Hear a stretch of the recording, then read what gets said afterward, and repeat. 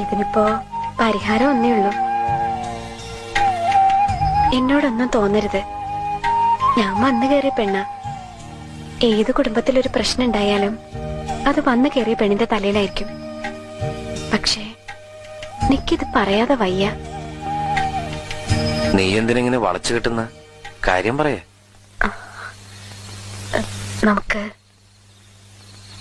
നമുക്കിവിടുന്ന് മാറി താമസിക്കാൻ സതുവേട്ടാ. മാറേ? നീ എന്തായി പറയണേ? ഒരു ഭാര്യയ്ക്കും അവളുടെ ഭർത്താവ് മറ്റുള്ളവരുടെ മുമ്പിൽ കോമാളിയാവണത് സഹിക്കാൻ പറ്റില്ല.